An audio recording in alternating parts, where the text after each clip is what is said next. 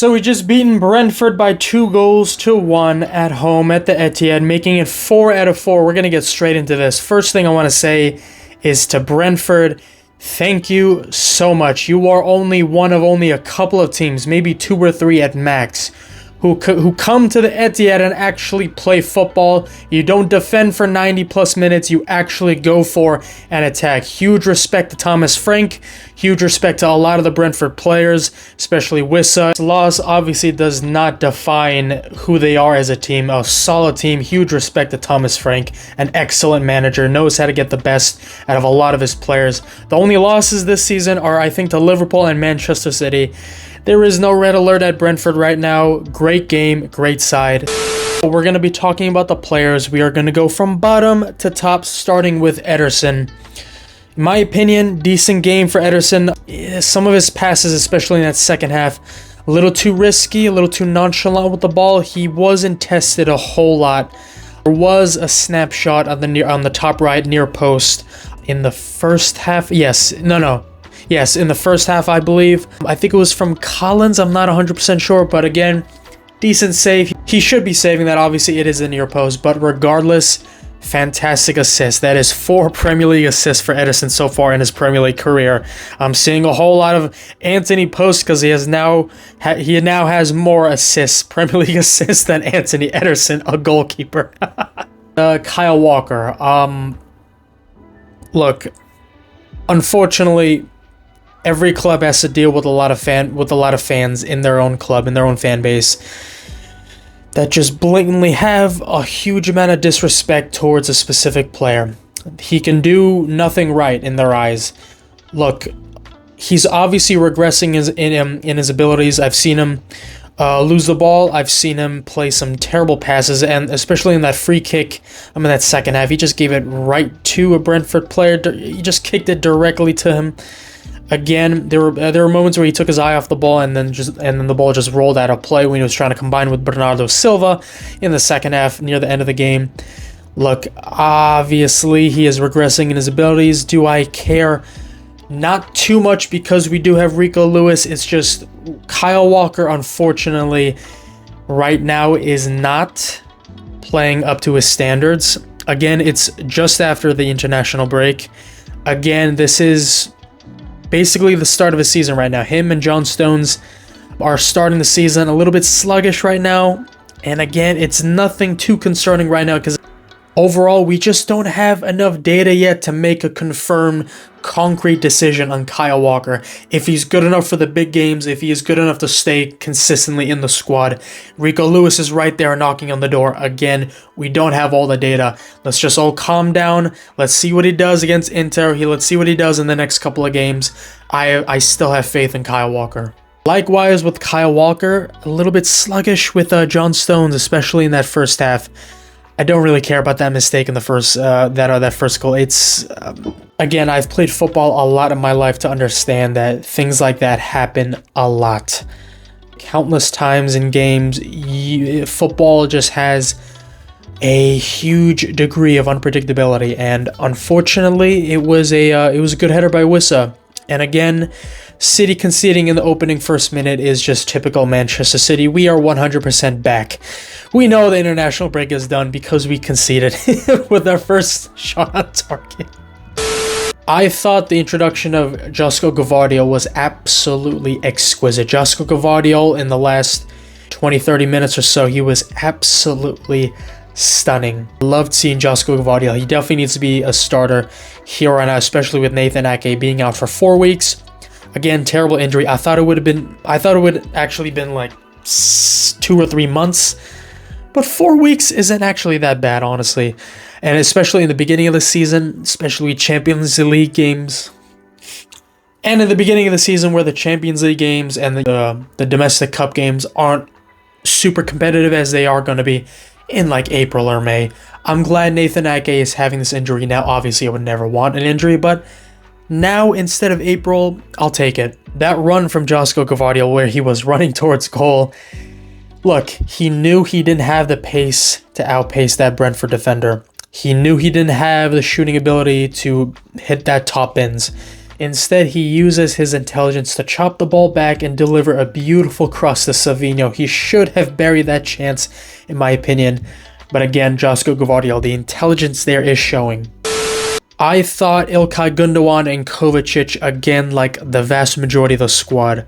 Slow, sluggish, not too much to go on in terms of rating them as good or bad. There was one amazing play where I think it was Kyle Walker who made a great pass. Great spinning first touch from Ilkay Gundogan to Erling Haaland. It was absolutely outstanding. Great save by Flecken.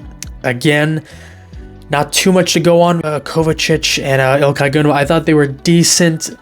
Nothing spectacular, though. I thought Kevin De Bruyne was alright. He was alright. I liked him that second half more. I liked him attacking with his left foot, crossing it with his left foot in attacking scenarios, especially in that second half. First half, yes, he got the assist, but that was honestly more because of someone else than him. Jack Grealish, there were times in the first half where I thought he was slowing the game a little bit too much for my liking. He was slowing the overall pace down. And when you're down 1-0, I can understand the frustrations of a lot of the City fans in the stands. I see a lot of the City fans that I've seen on Twitter recently. I 100%, understand. Again, that's his play style. We have to be disciplined here. He's being told what to do by Pep Guardiola. If Guardiola wanted him to attack, to go all out on attack, he would have done it. But again, Grealish is doing what he's been doing for our club. That's slowing the pace down, keeping the ball, keeping our elegance, keeping the composure, which is 100% needed in times like this. In that second half, though, Grealish was excellent in that second half. There was that curling shot that he had with a great save by Flecken with his left hand. Every time we play against Flecken, he turns into prime Manuel Neuer. But again, great save by Flecken. Grealish attacking that shot in the bottom right-hand corner. I need to see him do that more often for me to be comfortable of him starting week in and week out. I thought Savinho was energetic this game. I thought he made a lot of good decisions. He also made a couple of bad decisions, but he did keep the ball well, especially in that second half. Running into a muck, into a dangerous position there, trying to go on an adventure with the ball, but still he kept the play. There was that one chance where he was drifting him from that left-hand side. He cut in, he passed 2 or 3 players, shot agonizingly wide on the top left-hand corner. That would have been one of the goals of the season for Manchester City, 100%. Oh, this guy reminds me of Riyad Mahrez, but with more pace and with more potency. I love that about him. This whole game was a bit sluggish after the international break. All that matters, ladies and gentlemen, is the 3 points. 2-1 victory. All that matters is that we got more goals than the opponent. 3 points, 4 out of 4. And last, but obviously not least, Erling Braut Haaland. Oh my goodness. It's a team game, but it's safe to say that it is close to being the sole reason why we got 3 points today. Yes, obviously, good assist by Kevin De Bruyne. Amazing assist by Ederson. Erling Braut Haaland, man. 9 goals in 4 games. He broke Wayne Rooney's record. No player in the history of the Premier League has scored this many goals after 4 games. I honestly think that if he stays fit, he can get 30 plus goals this season. I honestly think he might just about reach his own record of 36 goals. I know people want to live in this fantasy and, oh yeah, he's going to get 40, he's going to get 36 and 40. Let's just relax a little bit. All I care about is the Premier League title. Don't really care about individual awards like this as much. It's just bonuses when you win a Premier League title. Obviously, I want him to win that Golden Boot and I want him to beat that record again. Why not? But the bread and butter is winning the Premier League. Erling Braut Haaland, that finish with his right foot, just to be able to improv in that situation is just a goal scorer. This guy's just rendering me speechless every single week.